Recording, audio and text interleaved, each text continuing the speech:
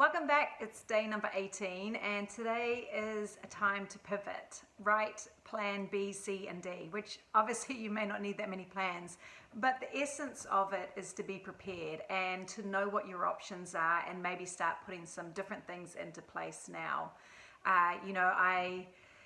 I have this thought about today, and that it's important to say this is not about trying to freak people out and have them feel more overwhelmed. I know that a lot of people right now have some anxiety about what's going to happen in the future and are struggling.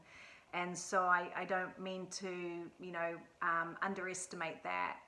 I think, however, the more we can be prepared, the more we can, set ourselves up to win, the more we can think about what we might do, then the better prepared we are for the future. And so my intent here is nothing more than that, just to get us thinking about the different possibilities that exist and some different ideas in terms of ways of earning money. In business, the term, to pivot is around, the need to change, to be dynamic, to not stay stuck with maybe where a business began. But to think that maybe we've got to move into a new market or downsize or upsize. We need to have a different service. So business is very much needs to do that. And as individuals, it's a great thing for us to be thinking about as well. So there are many different options that are available to us. And the more we can kind of have a number of different plans, the better off we are, and the more in control we are as well of our future. And so that's what today is about.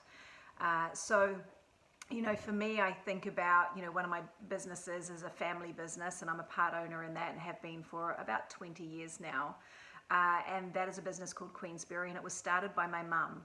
And she was always into handcrafts, and that was what she did. She sort of made products. She was sort of passionate about working, mainly with leather. And she made a handbag for her mum. That was one of her first products that she made. And she was sort of part of the handcrafts co-op in Auckland, and woodworkers and turners and weavers.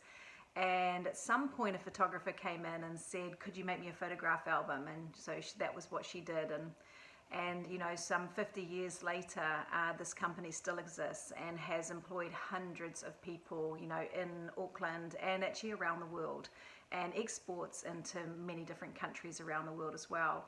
So it has had to pivot a lot in 50 years, and it's definitely had its ups and downs. And right now, it's in the process of doing that again.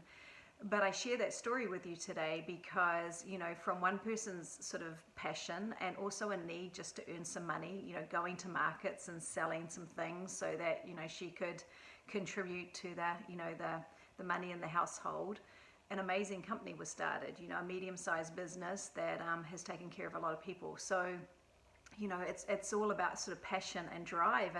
And so what is it perhaps that you could do, if you haven't already, of course, to maybe turn a passion, a hobby into something. I know people who have been working for other people and then said, I'm going to go start my own business. Beauticians and animal trainers and all sorts of people that I know who just decided that they were going to go and do that themselves. Now, note that being in business is not necessarily easy. Sometimes I think it's easier working for someone else. But if that's a passion, if that's something in you and that's a plan that you maybe want to consider, then I really encourage you to do it. As much as it can be difficult and stressful, it's also something that's incredibly rewarding. So that's one thing you can do. For people like me, I have a lot of different things that I do. So I have that business. I also have my coaching business, and I have a little Juice Plus business, and I've done Airbnb for about a year and a half, just different ways that, I wanted to look at having different income streams, but also they all bring me different things. So I think about Queensberry, and I think about how that sort of taps into sort of my things that I like in terms of business. HR team, the old spreadsheeting now and again, but I feel that need gets met there. And then with my coaching, I love it because I love working and helping people. So that sort of taps into that part of my soul, and I really enjoy that. And then Juice Plus, well, it's a healthy product, and I like health, and it has a great story to it, but I love the community. So each of these things is really kind of meets a different part of myself, but also brings income in, so that there's different income streams, which is a great thing for us to do. So, I've got friends who do isogenics and airborne, and there's doTERRA, and so there's lots of different kind of businesses like sort of Juice Plus that you might be interested in, and maybe reach out to your friends who do it and see if that might be something that suits you. And then, of course, it's if you're employed by someone, if you haven't been enjoying it, if you aren't loving where you are, this actually could be a good time to say, you know what, I'm going to dust off the old CV and I'm going to get out there and see what else is available to me. There's no point, I always think, don't suffer. Don't suffer in a job just because it's easy and it's sorted. And as much as there are businesses that are struggling right now, there are other businesses that are thriving. So they're going to be looking for good people too. So it's all about what are the different possibilities. And you may have a hobby, something that you want to create, you want to turn into a business. You may want to pivot by going and working somewhere else. You might want to have a side hustle, something that just sort of brings you a little bit of extra income.